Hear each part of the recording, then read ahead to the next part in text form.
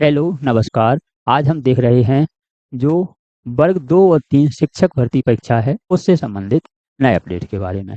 यह अपडेट क्या है?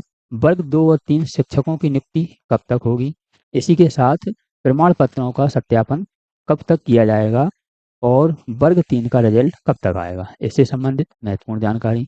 इसी के साथ हम देखेंगे कुछ कमेंट्स हैं, उस कमेंट्सों को लिया गया है, जैसे प्रमाण पत्रों का सत्यापन और नियुक्ति संबंधी जानकारी के साथ ही नियुक्ति में डॉक्यूमेंट कौन कौन से लगेंगे, इसी के साथ नियुक्ति कब होगी, डॉक्यूमेंट वेरिफिकेशन कब होगा, हमने फॉर्म में संशोधन कराया था, कोई प्रॉब्लम तो नहीं होगी।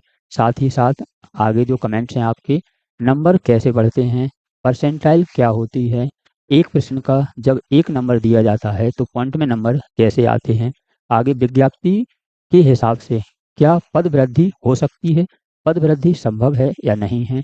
इसी के साथ हमें लगता है कि हमारे नंबर कम आए हैं, क्या हम पुनर्वलोकन करा सकते हैं, जो आपकी आंसर की आ गई वर्ग 2 की या वर्ग 3 की आने वाली है उसकी हम हार्ड कॉपी मंगा सकते हैं। इसी के साथ हमें पद वृद्धि के लिए क्या करना चाहिए, यह है आपकी जानकारी और महत्वपूर्ण कमेंट्स हैं, इनके बारे में हम देखते हैं। सबसे यह सभी जानकारी आपकी विज्ञप्ति में मौजूद है। आप वर्ग 2 या 3 किसी की विज्ञप्ति देखते हैं, विज्ञप्ति में सभी जानकारी दी गई है, लेकिन हम इस विज्ञप्ति को पूरा पढ़ें, क्योंकि नौकरी के लिए हमें पूरी जानकारी होना आवश्यक है। जो महत्वपूर्ण बातें हैं वो हम इस वीडियो में देखेंगे। यह है आपकी कब तक होगी, इसे देख लेते हैं। तो विज्ञप्ति में ही दिया गया है नियुक्ति कब होगी, डॉक्यूमेंट वेरिफिकेशन कब तक होंगे। तो आपका यहाँ 3.28 जो आपका पैरा है इसमें दिया गया है कि आपकी बोर्ड के माध्यम से चयन सूची जारी होने के दिनांक से, बोर्ड के माध्यम से चयन सूची जारी होने के दिनांक से अधिकतम अधिकतम कितना 3 माह के भीतर, अधिकतम 3 माह के भीतर चयनित उम्मीदवार के नियुक्ति आदेश जारी करना होंगे। जो आपका रिजल्ट आया है, रिजल्ट से 3 महीने के भीतर अधिकतम जो चयनित उम्मीदवार हैं उनके नियुक्ति आदेश जारी करना होंगे। 1 माह के लगभग रिजल्ट को हो गया है, तो आपके इस महीने नहीं अगले महीने के फर्स्ट तक आपके डॉक्यूमेंट वेरिफिकेशन होंगे, क्योंकि 3 महीने के अंदर उन्हें नियुक्ति आदेश जारी करने होंगे। यह आपका विज्ञप्ति में लिखा है, पुनः बताते हैं। जो आपका पैरा है यह 3.28 में है। सुनिश्चित करें किसी भी स्थिति में किसी भी प्रकरण में वैधता अवधि बढ़ाने का प्रावधान मान्य नहीं होगा। यदि ऐसा प्रकरण प्रचलित है तो इसकी जिम्मेदारी विभाग प्रमुख की होगी। यदि 3 महीने से ज़्यादा नियुक्ति आदेश नहीं दिए जाते हैं और किसी प्रकार से प्रकरण नहीं चलता है तो पूरी जिम्मेदारी किसकी होगी, जो विभाग के प्रमुख हैं उनकी यह जिम्मेदारी होगी। तो आपके डॉक्यूमेंट वेरिफिकेशन अगले माह के प्रथम सप्ताह में हो सकते हैं। आप अपने डॉक्यूमेंट तैयार रखें। इसी के साथ हम देखते हैं, इसी के साथ हम आगे जानकारी देखते हैं। यह रही प्रमाण पत्रों द्वारा प्रमाण पत्रों का सत्यापन और नियुक्ति संबंधी जानकारी आपकी इस प्रकार है। 17.3 है आपका पैरा। इसमें दिया गया है पहले में कि आपके जो डॉक्यूमेंट हैं अभी किसी भी प्रकार से सत्यापन नहीं हुए हैं। जो आपके द्वारा जानकारी दी गई है ईएसबी को, जो आपने प्रोफाइल बनाई थी उसके माध्यम से ही आपका पेपर कराया गया है। जो आपने जानकारी दी थी उसे सत्य व सही मानते हुए उन्होंने पेपर कराया है। अब आपके अगले महीने की प्रथम सप्ताह में डॉक्यूमेंट वेरिफिकेशन होंगे, तो आपने जो जो डॉक्यूमेंट लगाए हैं आगे हम उसकी सूची भी देखेंगे, लेकिन हमने जो भी लगाए हैं जैसे 10th की मार्कशीट है, 12th की है, यदि आप आरक्षण में हैं तो जाति है, इसी के साथ आपका डीएड बीएड है, और यदि दिव्यांग हैं तो दिव्यांगता का प्रमाण पत्र है। इसी के साथ जो आपका पात्रता परीक्षा का रिजल्ट है और पात्रता परीक्षा के रिजल्ट के साथ ही आपकी जो इस बार का रिजल्ट है और जो आपका प्रवेश पत्र है, यह डॉक्यूमेंट आपके लगेंगे। इसका क्या करना है, समस्त मूल दस्तावेजों एवं उनकी छाया प्रति के साथ जब डॉक्यूमेंट वेरिफिकेशन होंगे तो आपको उपस्थित होना होगा विभाग में। विभाग द्वारा यह डॉक्यूमेंट वेरिफिकेशन किए जाएंगे। आगे पैरा देखते हैं हम। शिक्षक चयन भर्ती स्कूल शिक्षा विभाग जनजाति कार्य विभाग के लिए संयुक्त रूप से आयोजित होने के कारण अभ्यर्थी को आवेदन करते समय विभाग का चयन करना होगा। जब आपने फॉर्म भरवाया था तब आपने विभाग का चयन किया था, जिस विभाग का चयन किया था उसमें पहले प्राथमिकता दी जाएगी, उसके बाद दूसरे विभाग में आपकी ज्वाइनिंग होगी। आगे जानकारी आपकी इस प्रकार है, प्राथमिक शिक्षक के पद पर जिला संवर्ग के, अतः मेरिट सूची के अभ्यर्थी को जिनके भी नाम मेरिट सूची में आते हैं उन्हें बुलाया जाएगा। यदि अपात्र हैं तो उन्हें अलग कर दिया जाएगा, हटा दिया जाएगा, ज्वाइनिंग नहीं दी जाएगी। इसी के साथ ऐसे अभ्यर्थी जो नवीन सीधी भर्ती और सीधी भर्ती बैकलॉग दोनों प्रकार के पद हेतु आवेदन करते हैं उन्हें प्राप्तांकों के आधार पर पहले सीधी भर्ती पदों की मेरिट में स्थान प्राप्त होगा, तद उपरांत उनके सीधी भर्ती बैकलॉग के पदों में मेरिट में सम्मिलित किया जाएगा। प्रवर्ग प्रकाशित रिक्तियों के आधार पर चयनित अभ्यर्थियों के शैक्षणिक व्यावसायिक योग्यता, अनुभव, सक्षम अधिकारी द्वारा जारी आरक्षण से संबंधित वैध प्रमाण पत्र एवं अर्हता से संबंधित अन्य वांछित प्रमाण पत्र का सत्यापन उपरांत ही उनकी अभ्यर्थता के संबंध में निर्णय लिया जाएगा। जो आपने शैक्षणिक संबंधी, व्यावसायिक संबंधी, जैसे 10th 12th है, इसी के साथ आपका बीएड डीएड है, यदि आप वर्ग 2 में देना चाहते हैं तो बीएड या उसके समकक्ष, वर्ग 3 के लिए डीएड। इसी के साथ आपका अनुभव जो अतिथि हैं उनका अनुभव और सक्षम अधिकारी द्वारा जारी आरक्षण, जैसे मान लीजिए आपका ईडब्ल्यूएस है, ओबीसी है, एससी एसटी, वह आपको देना होगा। यह सभी आपको मूल दस्तावेज ले जाने हैं वेरिफिकेशन के समय और उनकी 2 प्रतियां की छाया प्रति ले जाना है, 2-2 कॉपी सभी की ले जाना है। आगे देखते हैं, अर्हता से संबंधित अन्य वांछित प्रमाण पत्र का सत्यापन उपरांत ही अभ्यर्थता के संबंध में निर्णय लिया जाएगा। यदि यह सभी डॉक्यूमेंट आपके सही पाए जाते हैं तो ज्वाइनिंग दे दी जाती है। इसमें यदि किसी प्रकार की त्रुटि पाई जाती है तो अलग कर दिया जाएगा, ज्वाइनिंग नहीं दी जाएगी। आगे देखते हैं, शिक्षक चयन परीक्षा का आवेदन करते समय अभ्यर्थी द्वारा जिन विद्यालयों से संस्था से शैक्षणिक व्यावसायिक योग्यता अर्जित की है उसी विद्यालय संस्था की अंक सूची के आधार पर ही अभ्यर्थता के संबंध में निर्णय लिया जाएगा। जैसे मान लीजिए हमने 10th किया है, कभी कभी क्या है 2 बार कर लेते हैं, या अगर हमने बीए बीएससी किया है तो जिस भी, जैसे एमपी बोर्ड से किया है तो एमपी बोर्ड की ही आपकी अंक सूची लगेगी। कभी कभी क्या है, एक हमने एमपी बोर्ड से कर लिया, फिर बोर्ड से कर लिया, या किसी अन्य संस्था से कर लिया, तो जो आपने डॉक्यूमेंट पहले लगाया है उसी के जो मूल दस्तावेज है उसकी सत्यापन किया जाएगा, दूसरी अंक सूची का नहीं किया जाएगा।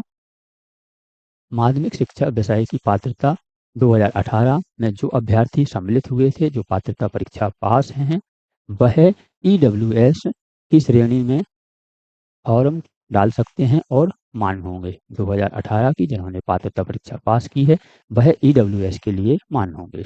यह आपका जो 2018 का है पात्रता परीक्षा वह आपका मान्य होगा। आगे देखते हैं, आगे यह रहा आपका, हमने फॉर्म में संशोधन कराया था, कोई प्रॉब्लम तो नहीं होगी। यह आपके कमेंट हैं, आपके द्वारा कमेंट पूछे गए थे कि अगर ऐसा होगा तो कोई प्रॉब्लम तो नहीं होगी। तो किसी भी प्रकार की प्रॉब्लम नहीं होगी, क्योंकि यदि हम यहाँ देखते हैं 3.24 में दिया गया है कि आवेदन पत्र में संशोधन की व्यवस्था है तभी संशोधन हुआ है। जिसने भी संशोधन कराया है पहले से व्यवस्थाएं थी, इसीलिए संशोधन हुआ है। तो आपको किसी भी प्रकार से डरने की आवश्यकता नहीं है। संशोधन हेतु निर्धारित तिथियों की अवधि के अंदर एक या एक से अधिक बार यदि आपने संशोधन कराया है, प्रत्येक बार के लिए आपको सिर्फ शुल्क देना है और आप संशोधन करा सकते हैं, क्योंकि यह संशोधन अपनी मर्जी से नहीं करा रहे हैं, पहले से विज्ञप्ति में लिखा है इसलिए कराया है। आगे देखते हैं नंबर कैसे बढ़ते हैं। नंबर आपके मान लीजिए 100 क्वेश्चन हैं, 100 में से उन्होंने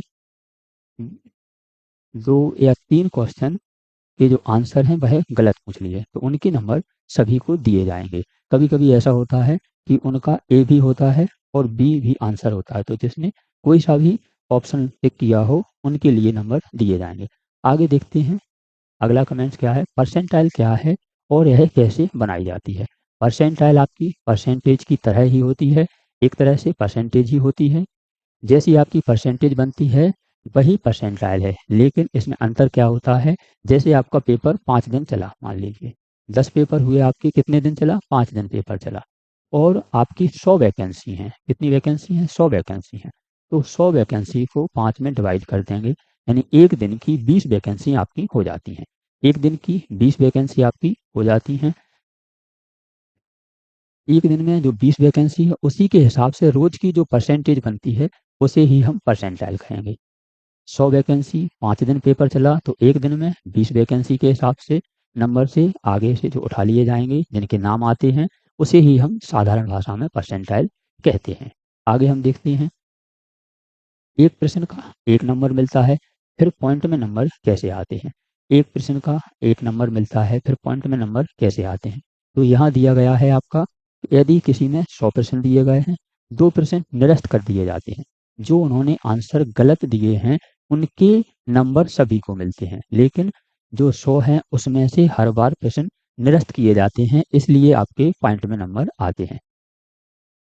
जैसे मान लीजिए आपके 100 प्रश्न हैं, इसमें से 2 प्रश्न निरस्त कर दिए गए, अब आपके 98 में से नंबर दिए जाएंगे। मान लीजिए आपके 90 अंक प्राप्त होते हैं, तो इस प्रकार से सूत्र लगाकर आपके जो नंबर हैं वह पॉइंट में आ जाते हैं। 2 पॉइंट ही लिए जाएंगे, 2 पॉइंट से आगे कितने भी बनते हैं नहीं लिए जाएंगे। इससे क्या है, नियुक्ति में परेशानी नहीं होती है, इसलिए यह प्रश्न निरस्त किए जाते हैं। अगला है, विज्ञप्ति के हिसाब से पद वृद्धि हो सकती है क्या।